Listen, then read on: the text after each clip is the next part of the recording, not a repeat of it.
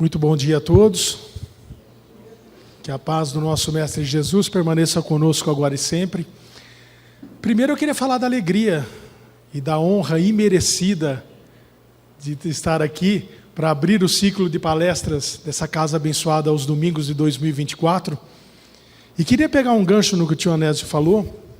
Sim, toda vez que eu venho aqui eu não me canso de falar, o tio Anésio e a tia Isaura tiveram um papel muito forte na minha formação religiosa, na minha formação de caráter, na minha personalidade. Eu vivi a minha juventude enfiado na casa do Anésio e da Isaura, eu e mais uma turma. A gente tinha uma turma lá que não era fácil, né, tio? Dava mais trabalho que porco solto. Mas a gente teve dentro da casa do Anésio e da Isaura a disciplina do Evangelho, a disciplina da conduta, a disciplina da oração. A gente aprendeu a olhar o outro sempre na condição de irmão, na condição de sempre estar disposto a ajudar, de estender a mão, de olhar no olho e dizer que a gente está junto para dividir o sofrimento, para dividir a alegria, que a gente está numa briga constante, que essa briga constante nada mais é para que a gente possa evoluir do ponto de vista espiritual, essa batalha que a gente trava diariamente da evolução do nosso espírito. E vou pegar um gancho do que o tio Anésio falou, que ele falou que a gente precisa fazer uma promessa para nós mesmos agora em 2024, de erguer a cabeça, enfrentar os desafios e seguir em frente. Gostando ou não gostando, a virada de 31 de dezembro para 1º de janeiro tem um sentido de renovação para todos nós. Então, começa dezembro, a gente já começa a nos preparar para fazer as promessas nossas de fim de ano. Todo mundo faz isso, né? Chega no final de ano e fala, olha, a partir de 1º de janeiro eu vou me tornar uma pessoa mais magra. A partir de 1º de janeiro eu vou procurar melhorar do ponto de vista financeiro, melhorar profissionalmente. A partir de 1º de janeiro eu vou comer melhor, a partir de 1º de janeiro eu vou fazer uma atividade física. Tem um sentido de renovação para todos nós. E a gente está agora num período sabático do ano. Por quê? Porque hoje a gente inicia a 2ª semana. Vamos pegar, por exemplo, a pessoa que falou que vai procurar emagrecer a partir de 1º de janeiro. Chegou 31 de dezembro, foi lá, comeu um absurdo, não é isso? A gente vai para as festividades final de ano, Natal e Ano Novo. A gente vai convidar 15 pessoas para vir na nossa casa, a gente faz comida para 60. Não é assim que a gente faz? Aquele monte de comida no Natal, no Ano Novo. Então, chega 31 de dezembro, é a última data que você tem para poder comer tudo que você puder. Então, você come um absurdo no dia 31. Aí, amanhece o dia 1º, sobrou aquele monte de comida. Aí, a primeira coisa que você pensa, dia 1º hoje é sexta-feira. Não, ninguém começa nada numa sexta-feira, eu vou deixar para segunda. O brasileiro só começa alguma coisa em relação à mudança na segunda-feira. Segunda-feira também tem um significado grande para mudar, né? Ninguém começa uma dieta na quinta-feira, na sexta-feira, no sábado. Imagina, deixa para segunda. Então chega sexta, sábado, domingo, você come um absurdo. Esse ano a gente deu azar porque dia 1º caiu numa segunda-feira, então tinha que cumprir essa promessa. Mas como tinha muita comida, você falou, olha, eu vou comer mais hoje, só mais hoje, amanhã eu começo. Então, terça-feira agora da semana passada, a gente começou a comer uma quitanda por dia, não é isso? Porque eu vou tentar emagrecer, eu vou comer verdura, né? A verdura que nos faz emagrecer, tem esse conceito errado, né? Que só verdura, a gente só vai comer verdura. Então, já começa agora, hoje, domingo, eu já não estou podendo mais ver mato na frente. É assim, eu não aguento mais tanta verdura. Meu Deus do céu, como é que eu vou fazer? Vai chegar no meio de janeiro, eu estou falando por mim, hein, gente? Se a carapuça servir, ela está aí no meio. Mas vai chegar o meio de janeiro, eu não vou mais aguentar ver verdura na minha frente. E talvez possa acontecer, como já aconteceu nos últimos 20 anos, que eu venho prometendo para mim que eu vou emagrecer, que lá em comecinho de fevereiro eu estou mais gordo que em dezembro. Por quê? Porque eu tentei só comer verdura e não consegui. E a gente usa o dia 1º como um dia de paz, né? A confraternização mundial, todo mundo passa de branco, simbolizando a paz, e logo na 2ª semana de janeiro eu já estou ficando sem paz. Que desafio é esse que o tio Anésio está propondo para a gente, se eu não consigo ter paz em relação às coisas que eu faço? Às vezes o plano espiritual dá uma ajudinha. Eu, por exemplo, nos últimos 20 anos, que eu tenho me lembrado, pelo menos nos últimos 20 anos, eu prometi para mim mesmo que eu ia emagrecer a partir de 1º de janeiro. Fracassei nos 19 anos anteriores. Aí, no meio do ano passado, o plano espiritual me mandou uma diabetes mellitus, uma diabetes tipo 2. E eu perdi 16 quilos durante o ano passado. Olha que coisa, né? Porque a doença, do ponto de vista espírita, ela pode ser uma prova, ela pode ser uma expiação, mas ela pode ser também uma advertência do plano. Acho que os meus benfeitores falaram, você está há 20 anos tentando, não consegue. Vou mandar uma doencinha para você regrar a sua alimentação, fazer uma atividade física. Aí tive que entrar numa disciplina de comer melhor, de fazer atividade física que eu odiava. Não sou apaixonado maravilhosamente pela atividade física, mas agora estou levando isso como remédio. Então, desde julho eu tenho feito atividade física todos os dias, tenho regrado a alimentação, isso já me levou 16 quilos embora. Voltei a ter paz comigo mesmo, mas o plano deu uma ajudinha para mim, né? Por isso que a gente fala que nós espíritas temos que ser agradecidos até na doença, porque tudo na nossa vida tem um propósito, né? Kardec até fala isso no final do Livro dos Espíritos, depois das 1019 perguntas, ele faz um texto de conclusão, dizendo que faria uma falsíssima ideia a pessoa que acredita que a verdadeira força da doutrina espírita vem das manifestações materiais, dos fenômenos. Eu vou lá no Portal da Luz, porque lá no Portal da Luz, quando estão me aplicando o passe, diz que a energia vem de uma pessoa que já desencarnou, que já morreu. Lá no Portal da Luz, eles conversam com as pessoas que já morreram. Então, antigamente, quando Kardec começou a fazer a codificação, que as mesas giravam, os fenômenos, Kardec fala, nunca foi, não é e nunca será a verdadeira força da doutrina espírita. Apesar que tem muito trabalhador que adora um fenômeno, né, tio? Tem muito trabalhador de casa espírita que adora o fenômeno, mas Kardec fala que não é a verdadeira força. Diz que a verdadeira força da doutrina espírita é a busca da verdade, da razão, da sua filosofia, do conhecimento. Ou seja, ser espírita significa entender que tudo o que acontece na sua vida tem um propósito. Tudo. Nada acontece ao acaso. Inclusive essa doença que você está enfrentando, essa que eu estou enfrentando. Porque às vezes a pessoa fala também, vem essa questão da doença me tira a paz. Mas olha, a doença te redime o espírito. Não é a doença que redime o teu espírito, é o que você faz com a doença. É a luta contra a doença que vai redimir o seu espírito. Eu tenho essa doença, mas eu vou desencarnar com ela porque é meu karma, eu não vou lutar. Quem te falou isso? Está errado. O primeiro passo para você ter a consciência plena do que o papel da doença na sua vida é procurar um médico. É fazer o tratamento. É lutar contra a doença. É a luta contra a doença que redime o teu espírito. Depois você fala que não tem paz. Como eu sofro, mas Deus quis assim. De maneira alguma. Não é dessa maneira que funciona. E quando você vem numa casa espírita, 99% dos preletores iniciam a sua fala como eu iniciei a minha, dizendo que a paz do nosso Mestre Jesus permaneça conosco agora e sempre. Todas essas pessoas iniciam os preletores falando de paz, a paz do Cristo. Mas por que será que eu não consigo ter paz?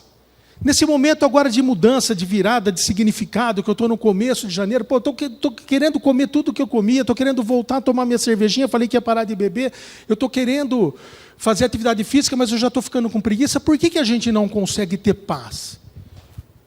Será que essa paz do Cristo é inatingível, é inalcançável? Será que é apenas um discurso, uma teoria, somente isso? Vamos começar a analisar isso na nossa conduta do dia a dia. Vamos trazer o Evangelho para fora do centro espírita. Porque se Kardec fala que não basta o encantamento, que você tem que ter um propósito, não adianta você vir no centro, se sentir bem no centro, a hora que sai daqui do portão para fora, você fala, não, minha vida voltou a ser um inferno, meu trabalho amanhã é segunda-feira, meus problemas, não. Vamos levar o Evangelho, vamos para a conduta do dia a dia. Como dizia São Francisco de Assis, vai e pregue o Evangelho, se necessário use palavras. Chega só do discurso espírita, vamos agir, vamos ter a conduta cristã. Vamos tirar a máscara de dizer que é cristão somente nas horas boas e na hora de dificuldade vamos agir também de acordo com o Evangelho. Vamos entender por que a gente não consegue ter paz. Eu vou passar para vocês alguns números da área que eu trabalho. A gente está fechando 2023 agora com 5,8% da população brasileira em depressão. Nós estamos falando de 8 milhões e 800 mil pessoas, 12 milhões, perdão.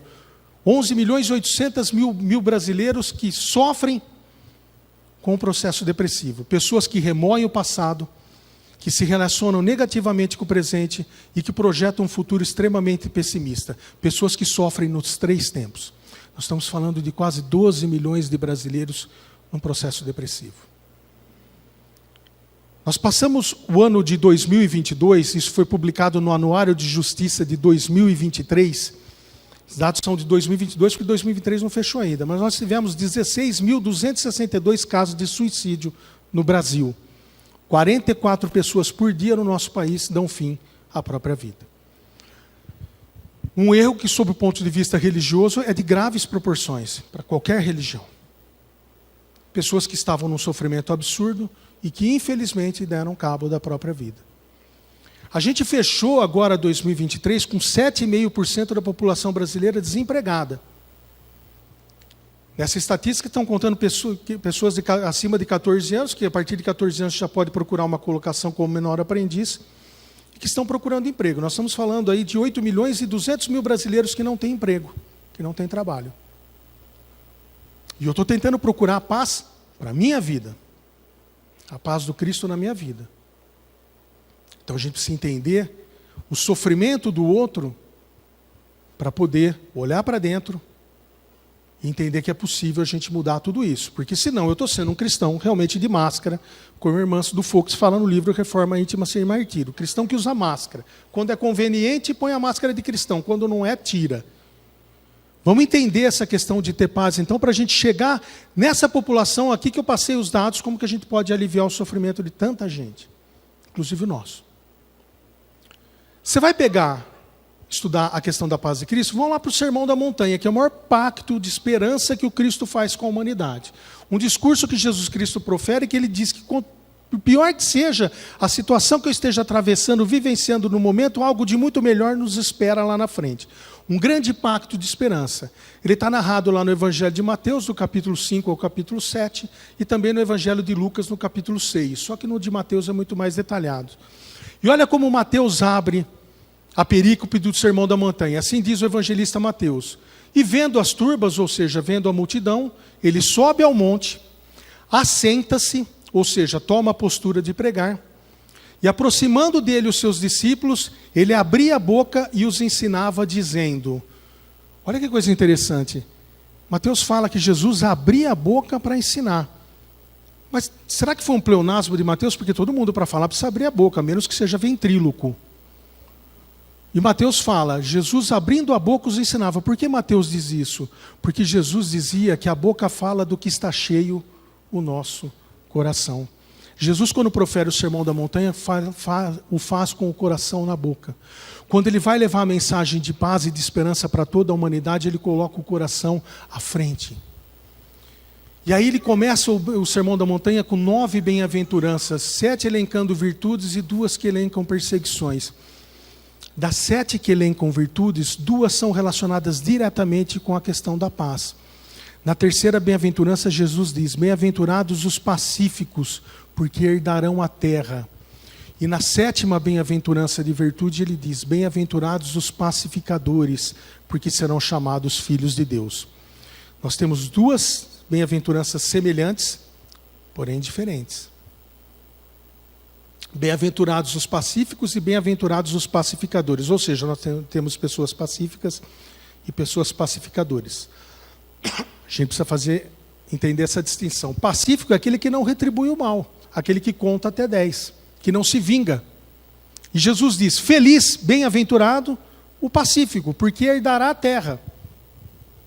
E é interessante que ele coloca a terra com um T minúsculo. Então ele não está falando do planeta Terra, está falando da terra prometida. Quem for pacífico herdará, então, a terra prometida. Mas a gente pode fazer uma analogia para trazer a terra com T maiúsculo também. Se você quiser reencarnar na próxima vez aqui na terra, você vai ter que ser uma pessoa pacífica, tem que praticar isso durante a encarnação. E nós temos os pacificadores. Pacificador é o ativista do bem, a pessoa que propaga o bem. Então, pacífico é aquele que não retribui o mal, pacificador é aquele que propaga o bem. E aí você vai pegar a primeira obra básica da doutrina espírita, o Livro dos Espíritos, na última pergunta, a 1019, a última pergunta do Livro dos Espíritos, Kardec faz a seguinte pergunta ao Espírito da Verdade. Haverá um dia que o reino do bem se implantará na Terra? Eu estou querendo ter paz, o mínimo que eu posso fazer é morar num país ou num lugar que o bem esteja predominando, para que eu possa ter paz. Então, Kardec pergunta, haverá o dia em que o reino do bem se implantará na Terra? O Espírito da Verdade responde a Kardec, no dia em que a maioria dos espíritos que nela habitarem forem bons, o reino dos céus, o reino do bem estará implantado no planeta Terra. Resposta estranha. No dia que a maioria, ou seja, metade mais um dos espíritos que habitam a Terra forem bons, o reino do bem estará implantado. Conheço tanta gente boa. Conheço tão pouca gente que é má, que é ruim. Será que o Espírito da Verdade errou? Para entender essa resposta, você precisa voltar na questão 932, mesmo livro dos Espíritos. Kardec pergunta: por que tão frequentemente a influência dos maus sobrepõe a influência dos bons? Olha que pergunta interessante. Por que quase sempre a influência de quem é ruim sobrepõe a influência de quem é bom? O Espírito da Verdade diz: pela inércia dos bons. Os maus são intrigantes e audaciosos, os bons são tímidos. Só que o Espírito da Verdade faz uma advertência: o dia que quiserem, os bons prevalecerão. Olha que coisa interessante, o Espírito da Verdade diz que quem é mau é intrigante, audacioso, vai lá e faz. Quem é bom é tímido, inerte. E faz ainda advertência, fala: olha, o dia que os bons quiserem, predominarão. Ou seja, somos pessoas pacíficas, não retribuímos o mal, mas não somos pacificadores. Não propagamos, não somos ativistas do bem. Olha que interessante isso. E aí você vai para o Evangelho segundo o Espiritismo, capítulo 3º, há muitas moradas na casa do meu pai. Kardec vai fazer uma categorização dos mundos, e ele fala que o mundo, a Terra, é um planeta de provas e expiações. E ele diz que o planeta de provas e expiações é um planeta onde ainda o mal predomina. Então, se nós estamos encarnados no planeta Terra e o mal ainda predomina, e ele está em fase de transição, está indo para um planeta de regeneração, um mundo de regeneração onde o mal não irá mais predominar, a gente precisa começar a propagar o bem. Não apenas sermos pessoas pacíficas, mas também pacificadores, propagar o bem. Se você quiser reencarnar no planeta Terra, na próxima encarnação, comece a propagar o bem, seja pacífico e propague o bem também. Se você não encarnar, na próxima encarnação não cair no planeta Terra, também não precisa ficar preocupado, vai encontrar muita gente conhecida lá, a hora que você reencarnar. Brincadeira, gente, todos nós vamos sim para o mundo de regeneração, estamos trabalhando para isso. Mas é muito interessante a gente entender sobre isso. Se a gente mora num mundo onde o mal predomina ainda, a nossa tarefa como cristão é propagar o bem. Porque na Gênesis, a última obra básica também de Kardec, quando ele vai fazer uma diferenciação entre o bem e o mal, Kardec diz o seguinte: assim como o frio é a ausência do calor, o mal é a ausência do bem. O mal existe porque a gente não pratica o bem. A gente precisa começar realmente a levar o bem, o otimismo, a esperança, a caridade, o sentimento de fraternidade para todos. A gente precisa começar a propagar isso. Aí você vai pegar o capítulo 15 do Evangelho segundo o Espiritismo. Fora da caridade não há salvação. Na instrução dos Espíritos tem um texto atribuído a Paulo de Tarso. O texto tem o mesmo título do capítulo: Fora da caridade não há salvação. Paulo de Tarso diz o seguinte, São Paulo para os nossos irmãos católicos, inclusive dá nome ao estado que a gente vive. Paulo diz o seguinte, ele fala: o bem, não, para fazer o bem é necessário a ação da vontade. Para não fazer o mal, basta apenas a inércia e a negligência. Presta atenção no que o Paulo está dizendo. Se você quiser fazer o bem, você tem que tomar atitude. Você tem que prometer para si mesmo, como o tio acabou dizendo aqui anteriormente, que eu preciso tomar atitude e fazer a promessa para mim que eu vou fazer o bem. É necessário uma ação de vontade. Porque para ser pacífico, não retribuir o mal, ele fala que basta apenas a inércia e a negligência. Não, mal eu não faço. Mas isso só não basta. Tem que ser pacificador. E Paulo fala isso. E quando ele escreve a carta dele aos Romanos, Paulo diz o seguinte. Ele fala: o bem que eu quero, esse eu não faço. O mal que eu não quero, eu acabo fazendo. Vê se isso não é a nossa cara. E Paulo está dizendo: o bem que eu quero fazer, eu não faço. O mal que eu não quero fazer, eu acabo fazendo. Será que isso serve para nós? Vai para as redes sociais. Quando está se discutindo política nas redes sociais. Lembra do que Paulo fala: o bem que eu quero, eu não faço. O mal que eu não quero, eu acabo fazendo. Como você discute política nas redes sociais hoje? É discussão de ideias ou é aquela coisa do ódio, da vingança, da violência? Que a gente tem visto, infelizmente, nos últimos tempos, é que, quando se vai discutir política nas redes sociais, é um querendo ver a morte do outro. Aliás, as pessoas comemoram a morte de outras pessoas nas redes sociais em decorrência de questão político-partidária. Vai discutir nas redes sociais sobre futebol. O que você vê? Ódio. vai discutir questão de gênero, sexualidade nas redes sociais, o que você vê? Preconceito, ódio. 2 meninas do Rio de Janeiro, acho que em 2022, colocaram lá no Facebook que elas estavam namorando. A repercussão foi tão negativa que as duas se trancaram num quarto e se mataram. Aí você vai dizer o seguinte: não, mas eu não postei, eu só compartilhei. Aí você quer falar de paz? Quer falar de ser pacífico, ser pacificador? Sem vigiar esse tipo de conduta que você tem nas redes sociais? Então nisso a gente precisa se ligar. Lembrar de Paulo de Tarso. O bem que eu não quero, o bem que eu quero, esse eu não faço. O mal que eu não quero, eu acabo fazendo. Traz isso para a conduta lá fora. Vem aqui, se sente bem, toma um passe, sai daqui mais leve, renovado. A missão é diária. São todos os dias de 2024 a conduta cristã. Uma delas é deixar esse ódio, essa raiva, essa vingança, esse preconceito.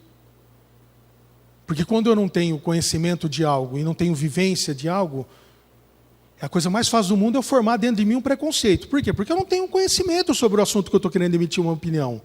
Eu não tenho vivência sobre o assunto que eu quero emitir uma opinião. Eu não tenho caso na família, eu não vivenciei isso, eu não conheço sobre isso, mas mesmo assim eu emito uma opinião. Eu vou julgar. Mesmo assim eu vou julgar. Aí você comete as maiores barbaridades que um ser humano pode cometer. As maiores barbaridades que um ser humano pode falar, você acaba falando. Por exemplo, todo dependente químico é bandido. Todo mundo que usa droga é bandido. Todo bêbado, todo alcoólatra é um bêbado, vagabundo, não presta. Toda pessoa que tem depressão é uma pessoa que não tem fé. Uma pessoa fraca. Depressão é falta de fé. Você conhece alguém que tenha depressão? Você vivenciou na sua família o caso de depressão? Você sabe como isso funciona?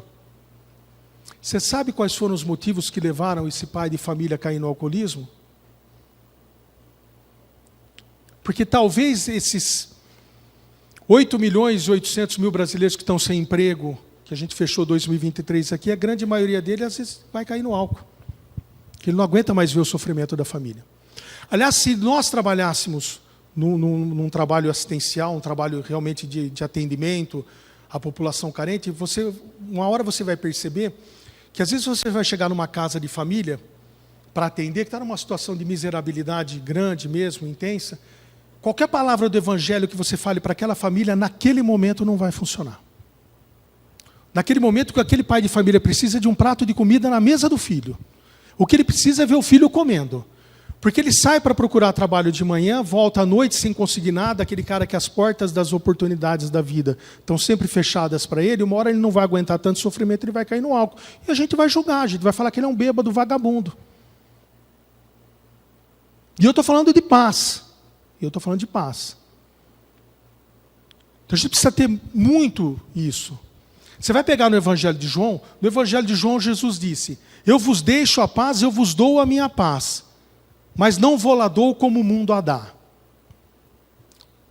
Olha que coisa interessante que o Cristo fala no Evangelho de João. O Evangelho que mais demonstra o amor de Deus e de Jesus por nós. Tanto que João fala: se você não conhece o amor, você não conhece a Deus, porque Deus é amor. E Jesus diz no Evangelho de João: eu vos deixo a paz, eu vos dou a minha paz, mas não vou lá dou como o mundo a dá. Ou seja, a paz do Cristo não é a paz do mundo. Porque às vezes a gente acha que a gente tem um emprego, a gente está numa situação financeira confortável, está sem problema de saúde na família, eu estou em paz. Eu estou tranquilo, eu estou sossegado, eu boto minha cabeça no travesseiro, eu durmo. Estou numa situação tranquila, graças a Deus a vida está fluindo, está tudo indo bem, eu tenho paz. Aí quando você perde o emprego, que você entra numa situação difícil do ponto de vista financeiro, a primeira coisa que vai embora é a paz. Mesma coisa que pode acontecer em dezembro. Não, dezembro eu vou me renovar, agora a partir de 1º de janeiro eu vou ficar mais magro, a partir de 1º de janeiro eu vou tentar melhorar profissionalmente. Chega o começo de janeiro, você não consegue emagrecer, você não consegue melhorar profissionalmente, a primeira coisa que vai embora é a paz. Só que o Cristo diz o seguinte: não vou lá dou como o mundo a dá, não confunda a paz do mundo, que lá no livro Palavras de Vida Eterna, capítulo 57, Emmanuel fala: a paz do mundo é confundida com preguiça rançosa. Preguiça rançosa, essa é a paz do mundo. Você tem preguiça porque tudo está indo tranquilo na sua vida. Você acha que você está em paz. Aí acontece algum fato grave, alguma coisa que não vai de encontro ao que você espera, a primeira coisa que vai embora da sua vida é a paz. E Kardec fala, tudo na vida tem um propósito. Então, se isso está acontecendo na minha vida e está tirando a paz, é porque isso tem um propósito na minha vida. Eu preciso entender isso e aprender a lidar com isso. Preciso aprender a lidar com isso daí. Lição 136 do livro Fonte Viva, Emmanuel fala, a paz decorre da quitação da consciência para com a vida. A paz de Jesus, ela decorre da quitação da consciência para com a vida. Ou seja, eu tenho que estar quites com a minha consciência para ter paz. Então, você coloca a cabeça no travesseiro e dorme? Não, coloco, estou tranquilo, minha vida está sossegada, eu durmo. Mas vamos analisar do ponto de vista cristão, do Evangelho. Você consegue ter paz, do ponto de vista cristão, sabendo que aqui na nossa cidade, aqui em Araraquara, tem gente que procura o que comer numa lata de lixo? Você consegue ter paz, sabendo que aqui na nossa cidade de Araraquara, 2 anos atrás, em julho, um morador de rua morreu ali no estacionamento do Extra, ele morreu de frio, por falta de um cobertor? Você consegue ter paz do ponto de vista do Cristo, sabendo que aquela pessoa, aquele morador de rua, morreu de frio aqui na nossa cidade? Você consegue ter paz do ponto de vista cristão, sabendo que aqui em Araraquara tem bairros que tem famílias morando numa casa de 39 metros quadrados, com 16 pessoas dentro, 12 crianças? Que as crianças dormem em cima de papelhão porque não tem colchão, não tem nem colchonete, que a água e a luz não estão ligadas porque não tem dinheiro para ligar? Você consegue ter paz com isso? Do ponto de vista cristão? Porque se eu quero falar de ter paz, realmente eu preciso entender, eu preciso saber que, sendo espírita, tudo que acontece tem um propósito. Então eu preciso começar a me ligar, que eu preciso entender o sofrimento do outro. E Emmanuel diz, a paz decorre da quitação da consciência para com a vida. Questão 621 do Livro dos Espíritos. Kardec pergunta ao Espírito da Verdade, onde está escrita a lei de Deus? O Espírito da Verdade responde, na consciência. Emmanuel fala, quitação da consciência para com a vida. Livro dos Espíritos, a lei de Deus está escrita na consciência. Enquanto eu não seguir as leis de Deus, eu não terei paz. Eu só vou conseguir ter paz realmente seguindo as leis de Deus. Sendo pacífico, mais do que isso, sendo pacificador. Porque no Sermão da Montanha, olha que coisa interessante, Jesus, quando fala das 7 bem-aventuranças que elencam virtudes, ele não coloca numa ordem qualquer. Ele coloca numa escala ascensional de virtudes. Você pratica a primeira, praticando bem a primeira, você vai praticar melhor a segunda. Praticando bem a primeira e a segunda, você vai praticar melhor a terceira. Ser pacífico está na terceira. A primeira bem-aventurança, Jesus diz, bem-aventurados, ou seja, feliz o pobre em espírito, porque deles é o reino dos céus. Pobre em espírito não é aquele cara ruim, né? Ai, conheço um cara tão malvado, tão ruim, pobre de espírito. Não é esse que Jesus está dizendo. Pobre em espírito, do ponto de vista bíblico, significa humildade. Bem-aventurados os humildes. Humildade também não fazer confusão apenas com carência material. Aquela família tão pobrezinha do ponto de vista material, uma família tão humilde, humildade não tem esse caráter. Humildade significa suficiência. Aliás, o melhor conceito de humildade que eu vi até hoje é de um psicólogo baiano, que eu conheci por influência de um amigo meu lá de Bauru, queridíssimo. Ele chama Adenauer Novaes. Ele tem um livro chamado Humildade no Dia a Dia.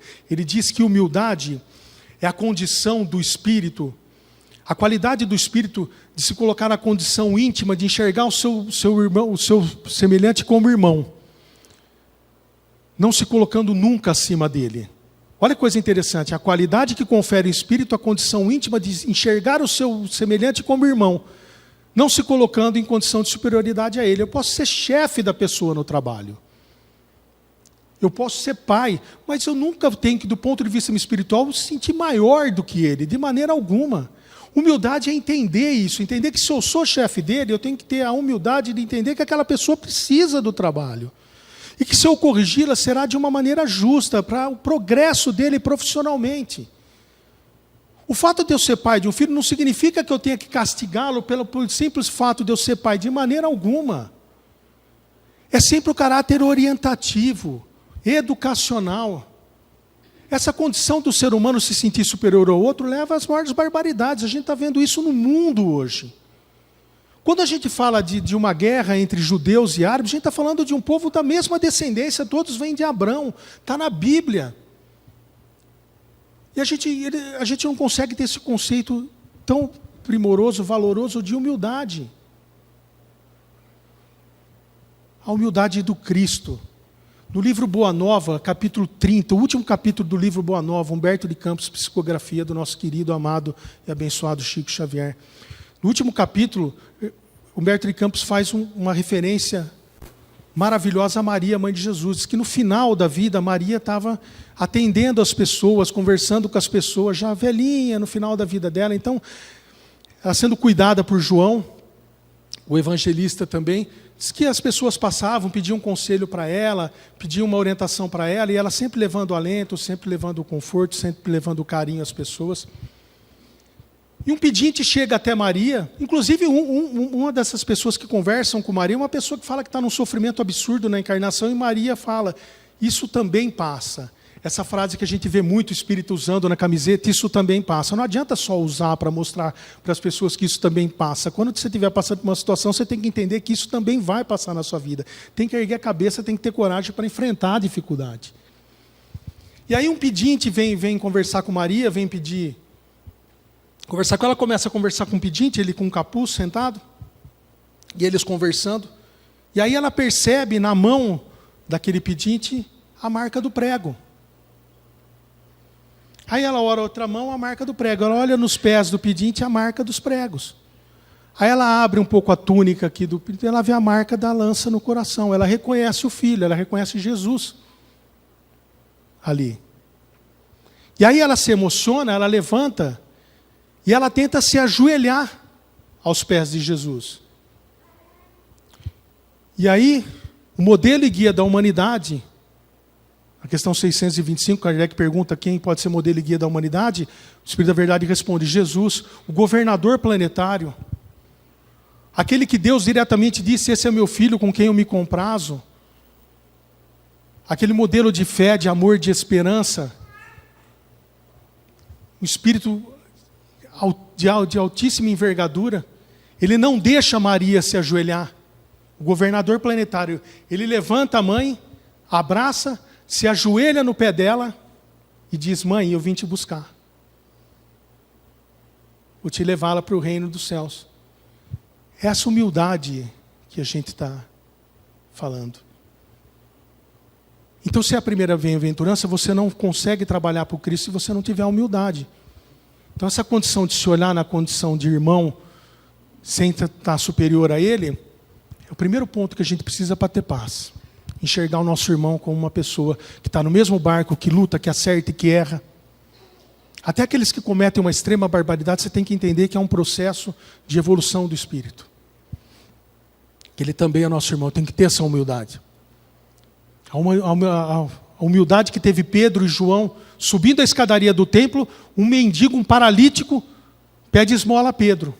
Está narrado lá no Atos dos Apóstolos. Subindo a escadaria do templo, João, o discípulo de Jesus, com Pedro, o discípulo de Jesus, um paralítico pede esmola. Quer dizer, as pessoas chegavam de manhã, colocavam um paralítico lá no catre, ele ficava deitado pedindo esmola. No final do dia, eles recolhiam o paralítico. E aí o paralítico pede uma esmola a Pedro, Pedro diz ao paralítico, olha para mim. Ouro e prata eu não tenho, mas o que eu tenho eu te dou. Em nome de Jesus Cristo Nazareno, levanta-te e anda. Ele cura o paralítico. Inclusive eu tenho um filho chamado João Pedro em decorrência dessa passagem, porque é uma passagem que me emociona muito. Ele cura o paralítico. Mas o mais significativo, pelo menos para mim nessa passagem, não é a cura física do paralítico. É quando ele diz ao paralítico, olha para mim. Pelo olhar, ele diz ao paralítico, a tua condição de paralítico não te coloca em situação de inferioridade com ninguém, você é igual a qualquer um. A tua condição de miséria não te faz menor que ninguém. E ele fala, não tenho ouro, não tenho prata, mas o que eu posso te dar, eu te dou. E ele cura o paralítico. É dessa humildade que a gente precisa para ter paz na nossa vida. Porque aí você consegue ir para a segunda bem-aventurança. Quando Jesus diz, bem-aventurados os que choram, porque serão consolados. Parece um paradoxo entender isso. Jesus fala, feliz o infeliz, porque será consolado. Como é que você entende o sofrimento na tua vida? Kardec diz que tudo tem um propósito. Mas como é que você entende a questão do sofrimento, a dor e o sofrimento? Tem um livro pequenininho, chamado Material de Construção. Emmanuel, pela psicografia do nosso amado Chico Xavier. Emmanuel fala que a dor e o sofrimento são um convite constante que a vida nos faz a fim de que aceitemos uma entrevista com Deus. Presta atenção no que Emmanuel está falando, que a dor e o sofrimento é um convite que constantemente a vida te faz a fim de que você aceite uma entrevista com Deus. Ou seja, quanto mais você se afasta de Deus, maior é o seu sofrimento. Então aquela coisa, eu não aguento mais, vou voltar a comer, Deus não existe na minha vida, ai como eu sofro, mas Deus quis assim. Para nós espíritas não. Para nós espíritas não. Inclusive, o Evangelho segundo o Espiritismo tem um capítulo só para falar das nossas dores e dos nossos sofrimentos. Segundo maior capítulo do Evangelho. Só perde para o último, que é uma coletânea de preces espíritas, que lá tem mais de 40 preces espíritas. Capítulo 5, Bem-aventurados os aflitos, que é justamente a perícope da segunda bem-aventurança. E aí, se você quer entender um pouco sua dor, seu sofrimento, dá uma lidinha no capítulo lá. E é muito interessante que num dos itens do capítulo 5, Kardec fala das causas atuais das nossas aflições, e ele vai falar que a grande, esmagadora maioria das aflições que a gente passa no nosso dia a dia, são pelos atos que a gente comete agora. A gente pensa, né, lá de trás, é karma, é meu karma, uma outra encarnação deve ter sido ruim, agora estou pagando isso. Tudo para espírito é karma, né? Ai, que karma, ai meu Deus do céu. E o Kardec fala, cara, presta atenção. A grande maioria do sofrimento que você está passando na tua vida hoje, é por sua causa mesmo. Você mesmo que está causando. Na verdade, eu estou criticando aquele cara que é bêbado, que é vagabundo, que não tem que não sai para procurar trabalho, que a família está na miséria, e estou aí reclamando hoje no final da tarde que amanhã será segunda-feira. Nossa, segunda-feira dá um sentimento até de tristeza na gente lembrar da segunda-feira. Né? Todo mundo fala sextou, sabadou, domingou, segundou, ninguém fala, né? Olha que oportunidade maravilhosa de você agradecer a Deus pelo seu trabalho, acordar na segunda-feira de manhã e agradecer a Deus por ter um trabalho para poder sustentar a sua família. Aí chega em casa, briga com a esposa, meu casamento é difícil. Questão 696 do Livro dos Espíritos, Kardec pergunta, o que aconteceria se nós abolíssemos o casamento? O Espírito da Verdade diz, o retorno à vida dos animais. Não valoriza a esposa, não valoriza o marido, coloca o orgulho, o egoísmo, a vaidade na frente, quando vai falar do casamento, está sempre certo.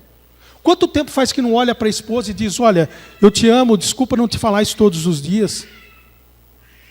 Questão 775 do Livro dos Espíritos, Kardec pergunta, o que aconteceria se a gente afrouxasse os laços de família? O Espírito da Verdade responde, a recrudescência do egoísmo, ou seja, o agravamento do egoísmo. Então, aquele cunhado, aquela sogra que você não suporta, está aí para te fazer evoluir. E você aí teve uma oportunidade em 2020, passou o ano de 2020 todinho dentro de casa. Não podia sair por causa do vírus. Teve a oportunidade de fortalecer os laços de família, fortalecer o seu casamento. Quanto tempo que você não conversava com o seu filho? Sai de manhã para trabalhar atrasado, volta à noite em casa, não sabe nem como está o filho na escola, não sabe nem os problemas do filho. Quanto tempo que não conversa com a esposa? Passou o ano de 2020 inteirinho para poder reforçar os laços de família, para reforçar o seu casamento. Não podia ver o pai, não podia ver a mãe, porque no começo da pandemia os idosos eram um grupo de risco, então a gente não podia ir lá ver o pai, não podia ver a mãe, para ver a falta que nos faz. Quanto tempo fala que você não liga para o seu pai, não vai na casa do seu pai, se ele estiver encarnado, da mãe e fala, olha, eu queria te falar o quanto você é importante na minha vida. A paz decorre da quitação da nossa consciência para com a vida. Para ter paz eu preciso seguir as leis de Deus. Então, para essas pessoas que estão desempregadas, para essas pessoas que estão depressivas, para essas pessoas que estão dando sinais de que a vida não tem mais sentido, a obrigação nossa é erguer a cabeça e olhar no olho dela. E mostrar para ela que vale a pena sim. Que é um mundo complicado, que é um mundo difícil, que as dificuldades se apresentam, mas que para nós cristãos, não vou nem dizer espírita, para nós cristãos a oração nunca foi e nunca será para tirar o problema da frente. Aí eu vou rezar para Deus para esse problema sumir da minha vida. Não vai sumir. Para nós espírita, a oração é pedir força, fé, coragem e resignação para erguer a cabeça e enfrentar a dificuldade. E se possível vencer. E se não vencer a dificuldade, porque aquilo tem um propósito na minha vida. Um propósito 1 milhão de vezes maior do que qualquer coisa que eu possa imaginar. Então, se você realmente vai fazer uma promessa de 2024 se tornar um ser humano melhor, não depende de nenhum de nós aqui. Só depende de você. Erguer a cabeça e dizer, eu vou fazer. Se você que realmente quer emagrecer, entra numas, procura um nutricionista, vá ao médico. Se você quer melhorar profissionalmente, faça por merecer a sua promoção. Corre atrás. Se você vai ser uma pessoa que realmente vai dar mais atenção, prometeu que vai dar mais atenção à família, faça isso. Sabe? A hora que for sair com a sua esposa, sai de mão dada. A hora que acordar, dá um beijo. Chegar aqui, sai do centro hoje, volta para casa, a esposa está lá, o marido está lá, dá um beijo nele. Às vezes vai falar, nossa, acho que saiu do centro, caiu, bateu a cabeça. Está dando um beijo em mim? Você fala, coisa nenhuma. Tio Anésio mandou a gente prometer ser uma pessoa melhor, eu estou cumprindo, vou começar a cumprir. Fiz esse comprometimento comigo mesmo. Sabe, Deus não faz parte da minha vida. Deus está sempre no mesmo lugar. A busca de Deus não é para fora, é para dentro. É você realmente acreditar. É aprender a gostar de você para poder gostar do outro, como Jesus diz ao doutor da lei, ao fariseu que questionou ele, está lá no Evangelho de Mateus, capítulo 22. O fariseu fala, mestre, qual é o maior mandamento da lei? Jesus responde, amarás o teu Deus de todo o teu sentimento, de todo o teu coração, de todo o teu entendimento. Eis o primeiro mandamento. E eis o segundo tão importante quanto o primeiro. Amarás ao próximo como a ti mesmo. E aí ele faz uma advertência, ele fala, toda a lei e todos os profetas estão contidos nesses 2 mandamentos. Amar a Deus e ao próximo como a si mesmo. Olha que interessante, toda a mensagem de libertação espiritual do Cristo, ele coloca num tripé, num triângulo. O amor ao Deus, o amor ao próximo e o amor a si mesmo. A gente vai em casas religiosas, qualquer uma que seja, na igreja, no centro espírita, num culto evangélico, a gente vê muito falar do amor a Deus e do amor ao próximo. Muito pouco se vê falar do amor a si mesmo. Que nada tem de egoísmo, de vaidade, de prepotência, de maneira nenhuma. Jesus fala da autoestima. Jesus fala das pessoas que ficam doentes por não saber dizer não para outras pessoas. Jesus fala, você precisa aprender a gostar de você, você precisa começar a parar de vitimismo, entender que você é capaz de erguer sua cabeça e enfrentar a dificuldade. Porque está todo mundo aqui para te ajudar. Seus benfeitores espirituais. Se você está passando por um momento de muita dificuldade, mas de muita dificuldade na sua vida, um problema extremo, grave, lembre-se de 2 coisas. Primeiro, você jamais vai passar por um momento de extrema dificuldade na sua vida sozinho. Teus amigos podem ter te abandonado, tua família pode ter te abandonado, você sempre vai ter uma proteção espiritual. E o plano espiritual sempre vai tornar a situação a mais favorável possível para que você passe por aquele problema. Que Jesus disse a Pedro, seu discípulo mais próximo, Pedro, crê e te levarei a lugares onde não queiras ir. Jesus fala para ele, Pedro, você tem que crer, porque eu vou te levar para lugar que você não gostaria de ir, mas precisa ir. Só que a gente se esquece do que Jesus fala, eu te levarei. Então está aí. Você vai passar esse momento de extrema dificuldade na sua vida sempre acompanhado de Deus. E o plano espiritual sempre vai tornar a situação o mais favorável possível para que você passe por ela. Tenha sempre isso em mente. Você nunca estará sozinho. Então nós, como espíritas, a obrigação que a gente tem em 2024 é de erguer a cabeça, botar um sorriso na cara e ajudar tanta gente que precisa da nossa ajuda. Ajudar quase 12 milhões de brasileiros que estão num processo depressivo. Ajudar quase 9 milhões de brasileiros que estão desempregados. E ajudar a família de mais de 16 mil pessoas que durante o ano se mataram só no nosso país. Porque uma pessoa que se suicida, ela não morre sozinha. De 5 a 6 pessoas na família vão ter algum tipo de distúrbio financeiro, sentimental ou emocional. É muito difícil lidar com a questão de ter uma pessoa na família que colocou fim à própria vida. E a gente precisa levar carinho, amor, esperança para essa pessoa. Tem um santo da igreja católica, ele tentou ser padre de todas as maneiras, ele não conseguia porque ele tinha muita dificuldade de aprender latim. chama João Maria Vianney. Ele é um santo da Igreja Católica, é o santo das confissões. E ele chegou para os superiores e falou: olha, me ordena padre, mas eu não vou fazer um único sermão. Eu só vou ficar nas confissões, eu fico só nas confissões, mas por favor, me ordene padre. Ele foi ordenado padre e ficou só nas confissões. Que para os católicos, para os nossos irmãos do catolicismo, é um ato sublime. É quando você conta o que você fez e pede perdão a Deus. A gente tem que ter um profundo respeito. E São João Maria Vianney, ele dizia o seguinte, que entre o último suspiro e a eternidade existe um abismo de misericórdia de Deus. Entre o momento da morte e a eternidade existe um abismo de misericórdia de Deus. Ou seja, a gente julga a pessoa que se matou e a gente julga os familiares da pessoa que se matou. Quando do ponto de vista da doutrina espírita, a gente sabe que isso é muito subjetivo. Cada caso é um caso. E a gente, em vez de levar amor, esperança, fé, carinho, sabe, às vezes você vai chegar numa situação que a pessoa está num sofrimento absurdo. Na mãe que perdeu um filho, você vai chegar para ela lá no velório, ela está naquele sofrimento intenso. Qualquer palavra do evangelho que você fale ali, talvez ainda não funcione. Mas você tem o seu ombro para ela chorar. Você tem como olhar no olho dessa mãe e dizer: olha, a gente vai dividir esse sofrimento, eu estou aqui para o que der e vier. Vai ser difícil, mas a gente, dia após dia, a gente vai enfrentar essa situação, a gente vai viver. Sabe, é olhar para essas pessoas que estão em situação de rua, essas pessoas que a gente tem nojo, e ajudar. E olhar no olho dessas pessoas também e falar: olha, vamos tentar reverter isso. Porque aí sim, eu vou conseguir ter paz. Essa que o preletor, quando começa, fala que a paz do nosso Mestre Jesus permaneça conosco. Porque se for da paz do mundo, essa não adianta. Ela vai embora muito rápido e não tem significado algum para nós. Jesus disse: não vou lá dou como o mundo a dá. Não confunda a paz do mundo com a minha paz. A paz do Cristo envolve seguir as leis de Deus. Meus irmãos, eu queria do fundo do meu coração agradecer a atenção e a paciência de vocês terem me ouvido. E que a paz do nosso Mestre Jesus, esta sim, permaneça conosco agora e sempre. Muito obrigado.